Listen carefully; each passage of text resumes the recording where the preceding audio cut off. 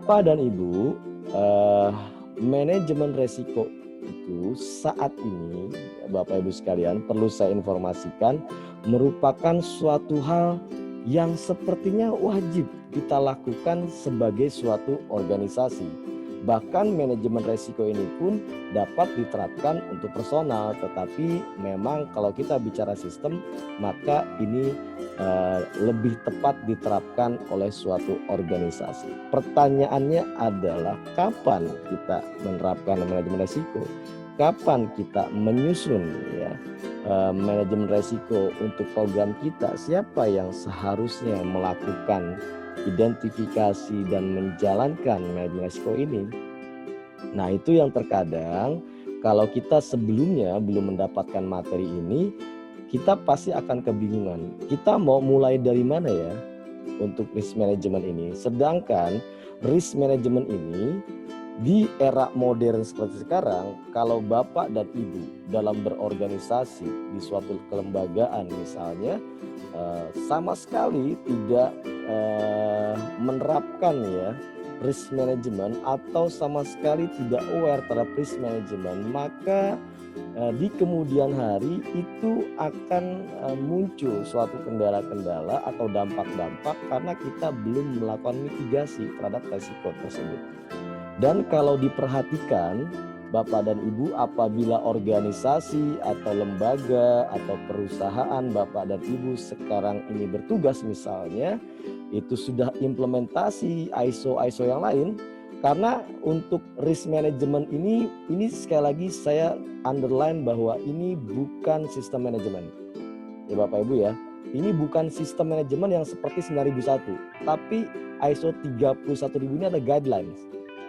Jadi panduan bagaimana kita memanage resiko. Tetapi ini bukan seperti ISO 9001 di mana dia memang menerapkan sistem manajemen, walaupun di sini nanti isinya kontennya kita memanage resiko ya Bapak Ibu ya. Tapi saya mau mempertegas bahwa teks atau bunyi dalam standar 31000 2018 ini bukan seperti risk management system gitu ya, bukan seperti quality management system, tapi dia risk management guidelines.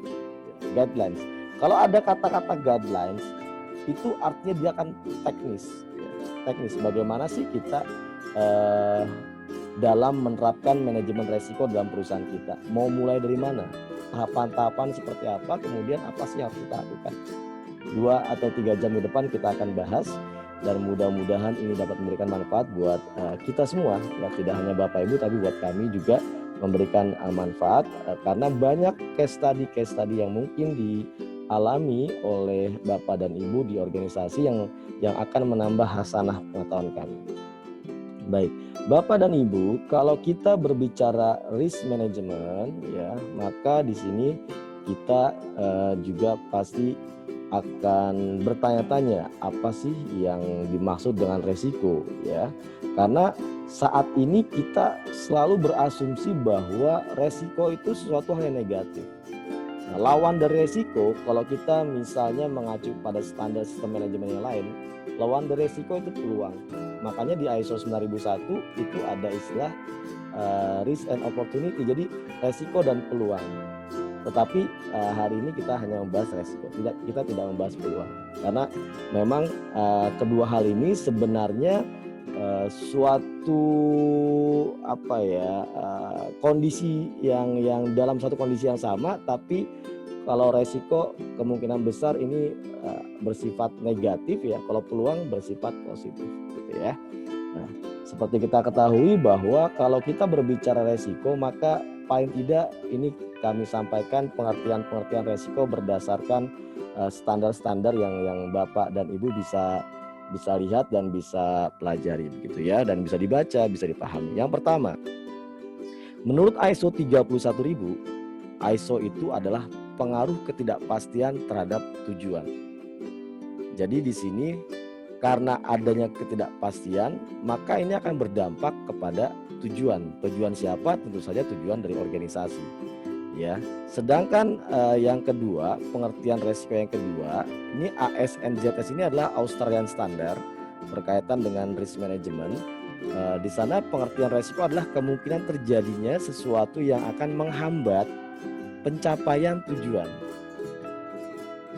Apabila kita merujuk pada PP nomor 60 ya, tahun 2008, pengertian resiko itu adalah kemungkinan kejadian yang mengancam tujuan dan sasaran instansi pemerintah. Ini karena yang mengeluarkan dari pemerintah, maka lebih ke arah lembaga pemerintahan, instansi pemerintah. Kemudian Permenkeu juga mengeluarkan pedoman tentang manajemen resiko. Ya, ini Permenkeu yang terbaru yang saya ketahui, saya mohon dikoreksi kalau saya salah. Permenkeu nomor 171 ya, PMK 01 tahun 2016 terbitnya. Ini di sana terjabarkan bahwa resiko itu adalah segala sesuatu yang berdampak negatif terhadap pencapaian tujuan yang diukur berdasarkan kemungkinan dan dampaknya. Ya, berdasarkan kemungkinan dan dampaknya. Nanti akan kita bahas berkaitan dengan istilah-istilah ini. Kemudian terakhir ini Permendikbud ya juga mengeluarkan suatu pedoman tentang manajemen resiko, yaitu segala sesuatu yang berdampak negatif terhadap pencapaian tujuan yang diukur berdasarkan kemungkinan dan dampaknya. Jadi kedua kementerian ini mengeluarkan istilah resiko itu tidak jauh berbeda gitu ya Bapak dan Ibu sekalian. Nah, kalau begitu berarti resiko itu kalau kita amati dari pengertian-pengertian ini adalah resiko itu sebenarnya sesuatu yang tidak tampak, tidak berwujud Bapak dan Ibu sekalian. Ini bukan kebendaan, tapi prediksi-prediksi. Saya tidak bilang ini hayalan gitu ya resiko ya, tapi ini merupakan ketidakpastian yang kita bayangkan, yang kita prediksikan.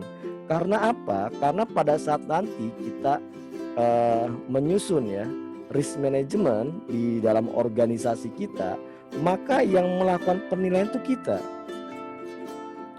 Yang menentukan kriteria, memang kriteria itu secara umum berlaku, tapi yang menetapkan apakah poin ini, ya, apakah program kerja ini misalnya masuk dalam kategori high, medium, atau low risk ya, apakah beresiko rendah, sedang, atau tinggi, ya misalnya, itu yang menentukan kita sendiri, organisasi itu sendiri, sehingga nanti kita yang akan menetapkan dari sekian item program kita mana yang memiliki resiko tinggi, mana yang sedang, mana yang rendah. Nah, kategori-kategori tersebut nanti akan kita gunakan ya, untuk penetapan mitigasi yang akan kita lakukan. Nah, disinilah Bapak dan Ibu sekalian, peran kita sebagai manajemen dalam suatu organisasi ya, atau tim manajemen resiko dalam suatu organisasi untuk benar-benar dapat memetakan, nanti endingnya adalah risk map namanya Bapak Ibu sekalian, risk map. Jadi mapping resiko. Jadi resiko itu kita petain. Oh, seandainya kita punya 10 program besar misalnya dalam organisasi kita. Oh, program pertama ini di map risknya itu, di pemetaan resiko, dia masuk kategori high risk misalnya. Yang program kedua masuk kategori medium misalnya, atau moderate. Program ketiga dia low nih. Tentu saja ketiga kategori ini Bapak dan Ibu sekalian, mitigasinya pasti berbeda. Dan mitigasi itu pun nanti memerlukan sumber daya, memerlukan SDM, memerlukan pembiayaan, memerlukan sarana prasarana ya untuk memitigasi resiko, mengurangi dampak resiko. Ya, nanti kita akan bahas bagaimana dalam suatu organisasi sebaiknya melakukan tahapan-tahapan untuk memanage resiko yang ada dalam organisasi kita. Dan Bapak Ibu sekalian, kalau kita berbicara resiko ini berlaku untuk seluruh aktivitas.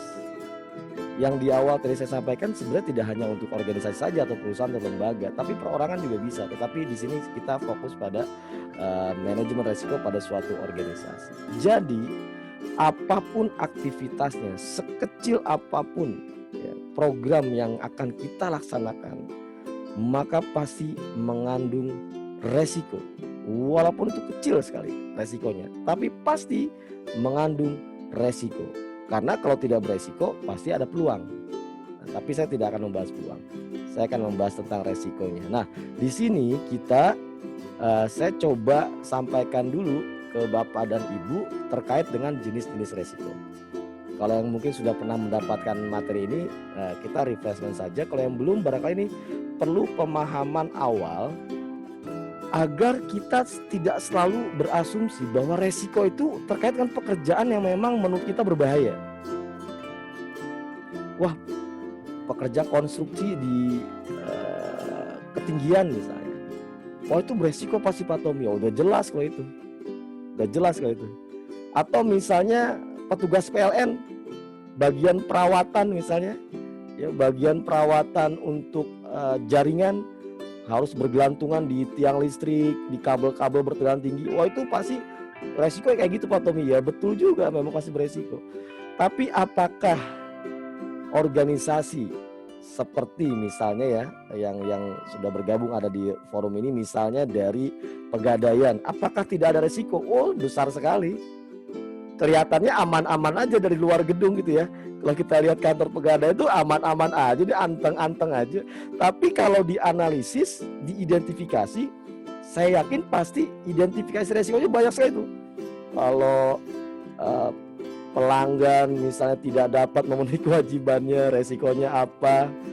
Kalau tempat penyimpanan kita memang tidak safety, resikonya apa? Dan lain sebagainya. Banyak sekali. Jadi tidak hanya yang mau saya coba kasih gambaran di sini adalah bahwa manajemen resiko itu tidak hanya berlaku bagi pekerjaan yang memang kelihatan beresiko. Pak Tommy, PPSU nih kan suka masuk gorong-gorong tuh musim hujan. Beresiko tiba-tiba dia masuk gorong-gorong, sungainya tiba-tiba airnya hujan deras. Nah, itu resiko tinggi.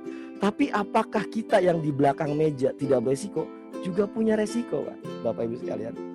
Tapi barangkali resikonya tidak seperti jenis ya resiko yang mereka atau kawan-kawan kita lain hadapi. Tapi bukan berarti juga resikonya saya Pak kelamaan duduk resikonya apa, itu beda lagi ceritanya. Ya bukan manajemen resiko yang akan kita bahas. Kalau itu Bapak harus banyak-banyak gerak, minum air putih gitu ya. Kemudian olahraga di pagi hari mungkin bisa mengurangi dampaknya ya. Bapak Ibu sekalian ya. Pak Yunizar juga nih biasanya kelamaan duduk ya, jadi harus banyak minum air putih dan lain sebagainya. Tapi itu kita nggak bahas masalah itu. Ya Bapak dan Ibu, semakin usia kita lanjut Bapak Ibu, kalau untuk kesehatan resiko pasti semakin tinggi ya. Di sini juga banyak Bapak Ibu dokter ya, Bapak Ibu dokter maksud saya yang dari kawan-kawan itu di Akes Telkom juga pasti memahami kalau makin usia lanjut ya Pak Tommy, resiko kesehatan makin tinggi lah Pak, karena fungsi organ kita makin melemah gitu ya. Nah di sini kita akan fokus kepada bagaimana program kerja atau aktivitas ya, atau kalau dalam bahasa ISO 9001 proses bisnis yang ada di dalam organisasi kita bisa manage resikonya sehingga ya resiko-resiko yang ada di awal yang kita bisa prediksi, di akhir nanti resikonya itu bisa berkurang karena adanya mitigasi resiko sehingga nanti kita bisa perkecil dampak-dampak yang timbul. Karena itu yang paling menentukan. Kalau Bapak Ibu ngelihat orang bekerja, taruhlah misalnya buruh bangunan gitu ya, konstruksi, dia bekerja di atas genteng, kemudian bisa saja gentengnya itu roboh, itu resiko yang kelihatan, tapi dampaknya bisa kita prediksi. Oh ini kalau jatuh, kalau nggak patah tulang ya, kalau enggak paling lecet-lecet. Tapi kalau kebijakan program kerja yang Bapak Ibu keluarkan, yang Bapak Ibu hasilkan kebijakan tersebut dan Bapak Ibu jadikan pedoman sebagai suatu acuan program kerja, itu tidak kita analisis, kita tidak manage resikonya, itu dampaknya tidak hanya untuk kita sebagai personil, tapi mungkin akan berdampak pada rekan-rekan kerja kita, berdampak kepada masyarakat, bahkan bisa berdampak kepada yang lingkungan yang lebih luas lagi. Oleh karena itu kita perlu manage resiko. Nah, di sini saya coba sampaikan dulu jenis-jenis resiko yang ada ya berdasarkan standar-standar yang tadi sudah saya sebutkan. Yang pertama, Ada resiko yang disebut sebagai risiko inherent, risiko melekat. Jadi artinya resiko itu sudah ada pada saat aktivitas kita muncul. Misal, pada saat petugas kebersihan mengepel lantai, baik di kantor atau di mall, resiko melekatnya, orang kalau lewat situ kemungkinan besar akan terpleset karena lantai licin. Itu resiko inherent, sudah melekat tuh. Kita nggak bilang juga kita udah tahu, aduh kalau ada orang ngepel jangan lewat, masih basah kok lewat, pasti kepleset. Nah itu kan dalam konteks kecil tapi sudah melekat. Nah resiko-resiko inherent ini kalau dalam naratifnya adalah resiko yang melekat di organisasi sebelum upaya tindakan untuk mengubah kemungkinan dan dampak resiko itu kita lakukan. Jadi artinya resiko inherent, resiko di awal. Kalau Bapak Ibu di bagian keuangan, misalnya ya Bapak Ibu ya, apa sih resiko inherentnya? Ya bisa saja Bapak Ibu, bisa saja nanti ada ketidaksesuaian di laporan keuangan, kemudian kesalahan input data dan lain sebagainya. Itu udah resiko inherent, sudah resiko yang wah ini mungkin terjadi. Bagaimana kita bisa meminimalisirnya? Gitu ya. Nah itu yang nanti akan kita bahas. Yang kedua ada namanya risiko residual atau resiko sisa. Jadi resiko residual ini adalah resiko yang tetap ada setelah manajemen suatu organisasi merespon resiko tersebut, misal dengan mengurangi atau memindahkan resiko. Jadi kalau misalnya resikonya, kalau boleh saya analogikan pakai scoring ya Pak ya. Kalau resiko inherent yang awal itu ada skornya 5, maka setelah kita ada tindakan-tindakan mengurangi resiko, memindahkan resiko, maka resiko residualnya itu bisa saja nanti skornya 2. Nah, kalau resiko skornya 5 atau mungkin kategori high gitu ya, pasti dampaknya akan high juga. Nah, pada saat jadi mitigasi menjadi resiko dengan level 2 misalnya, low misalnya, maka dampaknya pun akan kecil, akan low juga. Nah, oleh karena itu resiko residual ini nanti bisa kita ukur Pak. Ya, inherentnya berapa, mitigasinya bagaimana, kira-kira residualnya berapa. Apakah kita perlu ada tindakan-tindakan tertentu? Karena ada resiko-resiko yang memang sangat minim itu dalam konteks organisasi itu bisa kita dalam konteks organisasi kalau kita nanti resiko residualnya itu sangat kecil ya misalnya, maka resiko-resiko itu bisa kita abaikan kalau memang sangat kecil sekali dan dampaknya sangat minim sekali misalnya seperti itu ya.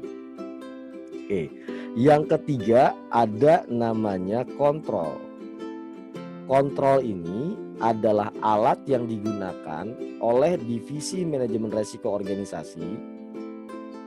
Kalau misalnya di organisasi Bapak saat ini sudah ada tim manajemen resiko, maka ini adalah alat yang digunakan oleh divisi manajemen resiko ya untuk mengurangi resiko yang ada. Sehingga dari ketiga pengertian ini Bapak dan Ibu sekalian, kita bisa tangkap nih bahwa resiko residual itu adalah resiko inherent dikurangi dampak penerapan kontrol. Jadi kalau saya gambarkan kurang lebih seperti ini. Kalau yang terlihat di layar Bapak dan Ibu, jadi yang merah tinggi itu inherent risk, resiko inherent, resiko yang memang pasti ada. Resiko awal pada saat kita melakukan identifikasi, wah ini high risk misalnya, oh ini medium risk, oh ini low risk misalnya. Kita bisa menentukan di awal. Nah, resiko-resiko di awal itu istilahnya kita kenal dengan resiko inherent atau resiko yang melekat yang ada dalam suatu kegiatan atau aktivitas atau program misalnya ya. Nah, kemudian tanda panah ini, effect of mitigation control ini artinya adalah apa-apa tindakan-tindakan yang kita lakukan untuk mengurangi resiko inherent tadi. Sehingga yang tadinya resiko inherent ini tinggi levelnya, pada saat di akhir program residual risknya ini menjadi lebih kecil resikonya karena sudah mengalami yang namanya mitigasi kontrol, ya. Yang tadi di poin ketiga, kontrol. Sekali lagi, kontrol itu adalah tindakan yang kita lakukan untuk mengurangi atau memindahkan resiko. Nah, pertanyaannya, Pak Tommy, resiko itu bisa dikurangi, bisa dipindahkan. Betul sekali Bapak Ibu sekalian. Saya ambil contoh. Ini berdasarkan pengalaman peserta training kami, ya Bapak Ibu sekalian. Jadi ada suatu organisasi di mana mereka memiliki program sebelum atau di awal tahun 2020 ini. Seperti kita ketahui bersama, per Maret 2020 ini kondisi pandemik di Indonesia ini sudah mulai meningkat sehingga mulai keluar kebijakan PSBB dan lain sebagainya. Sedangkan program-program kerja di setiap lembaga atau organisasi, saya yakin Januari itu sudah mulai running programnya dan sudah direncanakan. Tetapi pertanyaannya, apakah ada pihak-pihak yang sudah memprediksi atau melakukan manajemen risk terkait dengan kondisi pandemik ini? Mungkin sebagian besar belum ada, walaupun informasi terkait dengan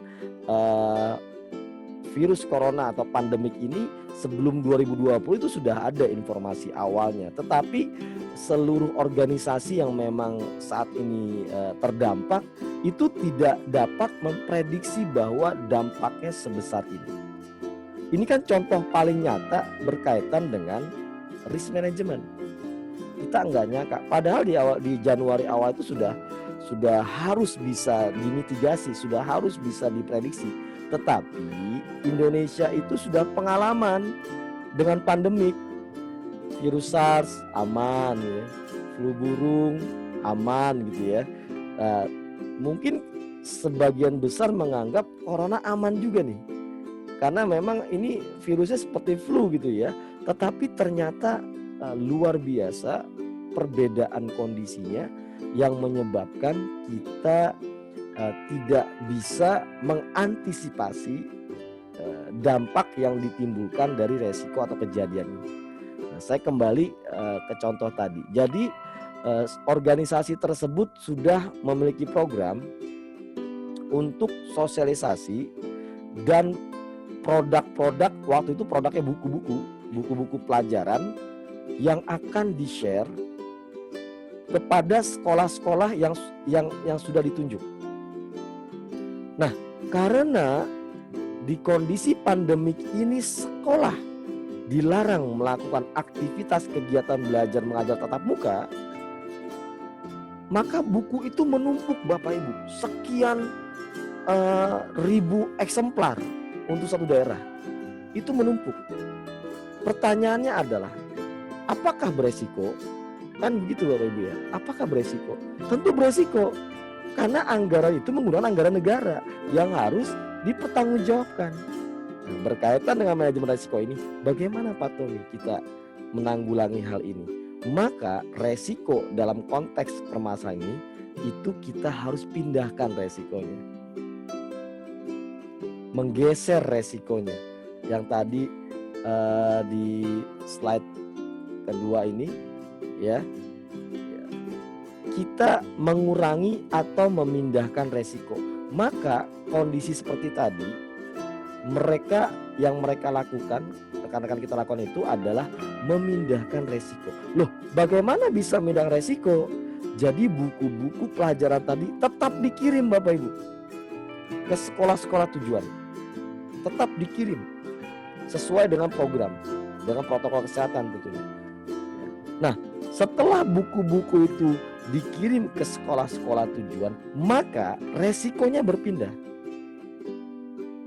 Jadi yang bertanggung jawab itu tidak lagi organisasi ini, tapi yang bertanggung jawab terhadap buku-buku tersebut, artinya terhadap distribusi ke para siswa, itu berarti sudah manajemen sekolah masing-masing.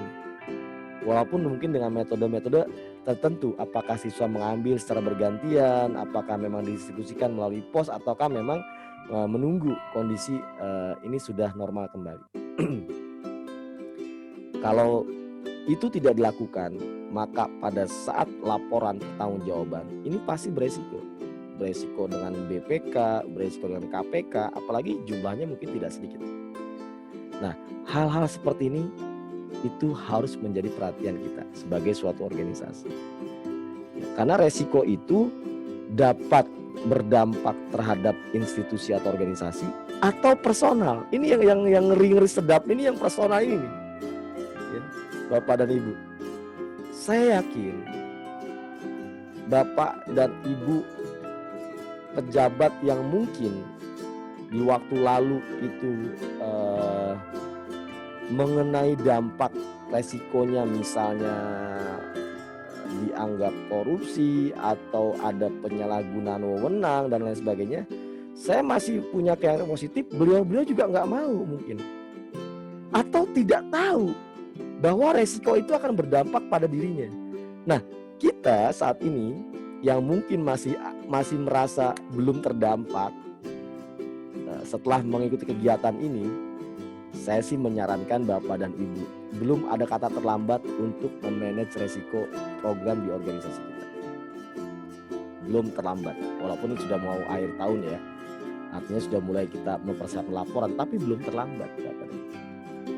Karena bisa jadi ya, mungkin pihak-pihak tertentu yang terjerat kasus penyalahgunaan wewenang atau pendanaan dan sebagainya, mungkin beliau tidak paham bahwa ini beresiko sehingga tidak tahu apa-apa. Aduh, karena saya pimpinannya, saya tanda tangan, saya beresiko. Nah, oleh karena itu sekarang ini kementerian-kementerian, lembaga-lembaga itu memiliki kebijakan-kebijakan terkait manajemen resiko masing-masing untuk menjaga personil-personil mereka, unit-unit atau bidang-bidang organisasi mereka itu dapat memitigasi dan menganalisis ini kira-kira resikonya seperti apa.